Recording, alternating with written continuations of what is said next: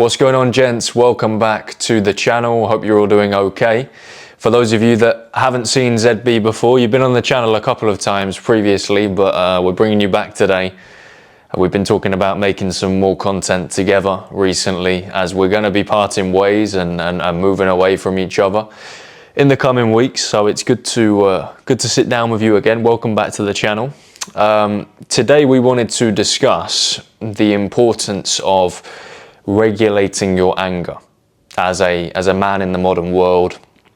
Over the past, few months, there's been quite a few examples, particularly within the United States, of young men acting out of anger. They're not able to control themselves. They're not able to operate on a rational basis. Their emotions take control, and sometimes they do crazy things. Luckily, we don't have it too bad in the UK, but I'm starting to see examples of it. And I think personally, it's something that we've got to get under control and start teaching to the younger generation. What do you think about emotional regulation, particularly within men? I think if something is angering you, it's important not to let everything slide, because you don't want to become a walkover or a pushover. However, every single day there will be some sort of minor inconvenience in your life, and if you let that one tiny thing affect your day, then it's not a wise decision, because your anger will affect other people and you'll maybe say some hurtful things, do some hurtful things. So it's important, remember, is this problem that you're experiencing today really worth getting angry about? Could you laugh it off? Probably. There's also big things going on in people's lives that are really angering them. Maybe you've got a valid reason to get angry over it, but anger doesn't solve anything. It really doesn't. I mean, if something happens that is unexpected, it happens, and it really angers you. Something I heard years ago, which I still think about to this day. I mean, I don't really get angry, to be honest, but if something has angered me, I'll give myself 5 minutes to do all the effing and jeffing that's there to do.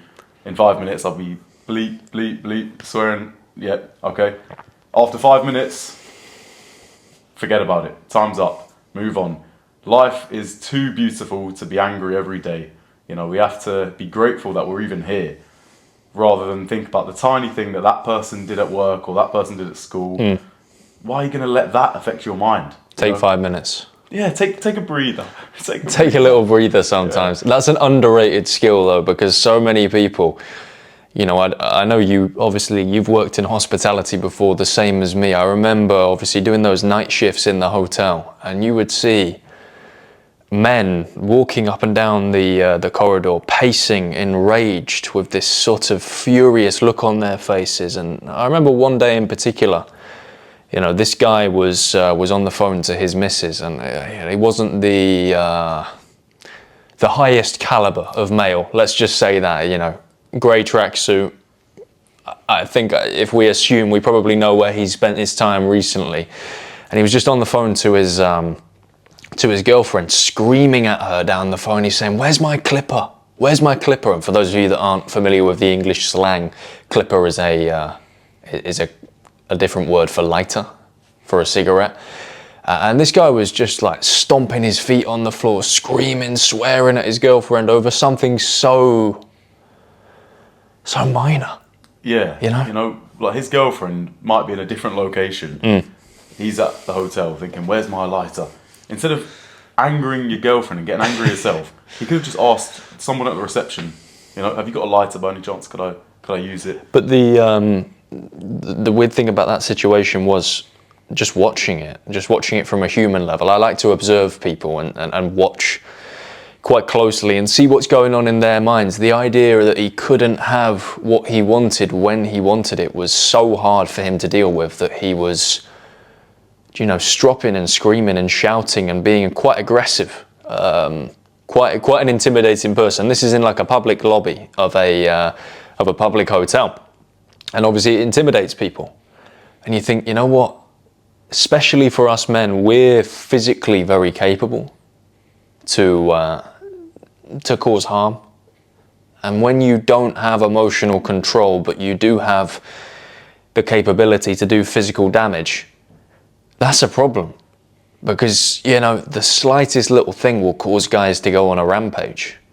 This leads me to, you know, the Charlie Kirk situation in America, where unfortunately this guy was murdered essentially.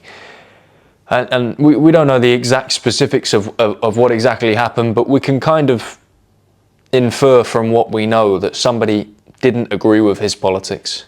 And then, you know, they were so angry and so furious with his beliefs, and they didn't agree with his beliefs, and they thought they were so wrong, to the point where they thought they were justified to take him out. And you know, it's weird how unchecked emotion can cause such chaos, can rip families apart, in this instance sort of divide an entire country.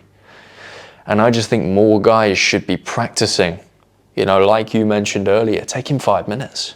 Taking 5 minutes and chilling out, because often, you know, these things that we react to in the moment with anger, like you said, they're not worth it. You know, yeah. That guy could have continued with his life knowing that, okay, I don't agree with him politically, I don't like his message, but I'm still going to have a great life, and I'm actually going to take my beliefs and, you know, put them forward in a way that might help other people understand my beliefs and hopefully move to my side of the political spectrum, etc. But instead he decided, no, I'm going to do some damage. And it's just such a frustrating thing to see across the board. You're spot on with that. Like, the guy could have heard his opinion, Charlie Kirk's opinion, and gone, right, I don't agree with this, but, you know, I'm not going to associate myself with it, I'll just move on. And it's the same with if someone has said something you don't agree with, or you see something you don't agree with. Imagine you're on your phone, you see a video, you don't like it. You can always just move on. You can scroll on. If it's in person, you can walk away. You don't have to leave a hate comment. You don't have to say something hurtful to someone. You can always move on. You have to be in control of yourself, not just with your emotional intelligence, but yourself as well. You can leave the room if you're not liking what's going on in the room. You can move on from the video if you're not liking what's going on in the video. And if there's a man who's at a conference, Charlie Kirk, in front of thousands of people, and you don't like it, don't attend. You know, do something else with your day. Go on a walk. Don't go. Yeah. You know, it's going to happen regardless. You're just sort of triggering yourself at that point. It's a crazy situation, but it kind of leads me on to a different point, which is that, you know, a lot of guys will obviously have poor emotional control, but they'll bring that into relationships as well. Now, something that I found really interesting was Jordan Peterson's perspective on argumentation within relationships.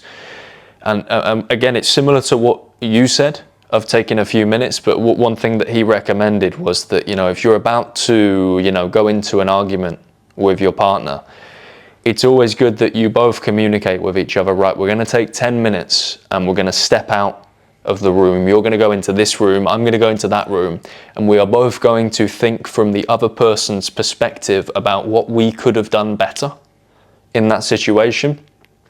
So when you come back 10 minutes later, it's not just, oh, well, you did this, you know, and you're just going over it again. You've instead looked inward and gone, well, actually, I see what you're saying because I feel like I could have handled this better. And they'll come back to you and say, you know, I actually see what you're saying. I could have handled this better. And you both come out the situation having grown a little bit, you know, rather than just screaming like that guy in the hotel, where's my clipper, you know, you stupid, you know, etc., etc. I think that's a much better way to go about things. But what do you think about, you know, the state of guys in relationships in the modern world, and particularly maybe like the emotional men? What do you think about all of that? Again, you have to think, is the problem worth arguing about? Is it worth maybe, you know, ruining a relationship about? The problem might be so minor, so inconvenient, but if you're getting angry about it, you know, you're ruining the relationship just by getting angry. Is it really worth it? Can you move on? Can you smile about it, you know, and laugh about it and fix the problem quickly and move on? Probably, you know. Can you take a breather? Yeah. No, it's so important to just take 5 minutes sometimes. And I think as well, don't get me wrong, sometimes things will wind you up, and you're not going to be perfect. There's going to be times that you have a little an argument with your partner, and she says something, and you've nibbled a little bit, and your head's gone a bit. But it's important to it's important to take those 5 minutes and really weigh up. Is this actually something important? Start considering what you can be doing better within the relationship, rather than just like some guys do, deflecting it onto the other person. Mm-hmm. And also, another thing, instead of taking a 5-minute breather, even if you just take one breath, it just brings you straight back into the present moment, instead of like in your own head. Taking one breath will just bring you into the moment and think, what's really going on here? Okay, I don't like this. Well, I'm not going to fucking... Sorry. You're good, mate. I'm not going to get angry about it. I'm just going to think, like, what's the best solution right now? Take one breath. It brings you back into the moment. And also, I was having a conversation with a friend a while back, and we were talking about how it's not very masculine to get into big heated arguments with your girlfriend, with your woman, because you're going to find that especially in relationships, somebody's got to be the calm one. And if you're both just arguing at each other, screaming at each other, it's not good. Somebody has to be the calm when there's a storm. There's going to be times where there's craziness going on in your life, and your head's gone a little bit, and your wife's going to be taking care of you, and then there's going to be times that you need to take care of her. My friend said something in particular, like, could you imagine James Bond getting stressed and shouting at a woman and like arguing and going back and forth and saying, well, no, you did this, and it was your turn to wash the plates today, and it was, you were supposed to do those chores, and now I've done it. You couldn't imagine him doing that, right? It's just the complete opposite of masculinity, I would say, sort of lowering yourself to that level of getting in those sorts of arguments. But hey, look, nobody's perfect. There's going to be times where there are things that annoy you, but it is important to take 5 minutes, take a conscious breath, like you said, and just weigh up. Is this something that is that important? Is it? 9 times out of 10, it's probably not. Yeah. You do make a really good point about someone has to be the calm one. Because there might even be a situation where you're both stressed, and one of you is going to have to get in the present moment, be the calm one, and think, what's the best solution? Now, your partner might not think of that, but you're watching this video, so it's up to you to take control in that moment and be the calm one and get yourselves in a better situation. If you're in a stressful situation, you're in a car, there's a lot of things going on, get to safety. Someone's going to have to do it. You're watching the video, make it yourself. And not only that, but also, just lost my thought there. No, I think the general thing here is to again just weigh up scenarios for what they really are. Keep your head. Go on. I was going to say, if you are stressful, if you're stressed yourself in these situations, when you're with your girlfriend, your wife, or whatever, when there's something stressful going on in your partner's life, you want to be the one that they come to, right, and call and say, like, hey, look, this has happened. But if they know that you're always stressed or you don't know what to do in these situations, they're going to look for someone else to talk to, Make it so you can be that rock. You can be dependable. You can be the sea wall when the sea is all crashing, and you can be the one who just breaks it down and there's calm after it.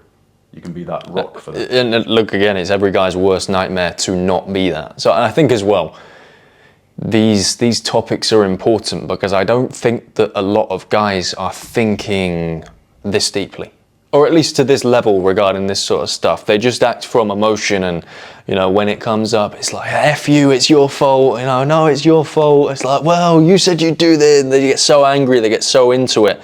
I think when you start to listen to this sort of stuff, if you guys haven't already, I'd always recommend getting into some kind of reading. around sort of relationships with people. A really good recommendation I've got is How to Win Friends and Influence People by Dale Carnegie. Really good for business principles, but also relationships and friendships and sort of navigating these problems. But I'd always say I recommend to start looking into this stuff a little bit deeper, because when you do and this stuff comes up in real life, like you said, you're then equipped with something as to how to manage it and how to navigate it and sort of be the calm one. Be the person that your partner needs. Be the person that your friend needs. You know, it's never good to have two people that are just going against each other, right? Or two frantic people in the same situation. You want one of them to calm the other one down. Imagine you're both frantic, you both lost your heads, you're both running around like headless chickens. It's not a good scenario. Yeah, it looks like a mess. And at the end of the day, no problems getting solved with that formula. But look, I think this has been a good topic today, and hopefully there's been some value provided. Guys, if you want to check out Zach's channel, I'm going to leave all of his links, Instagram, TikTok, coaching, down below in the description. Thank you. Of course, check out my links as well, the Discord community, and if you want to hop on a one-to-one call with me, the link's down below. Also, please comment your thoughts, and I will see you in the next one. Thank you very much, Zach. It's been a pleasure. Thank you, Alfie. See you soon. Cheers, guys.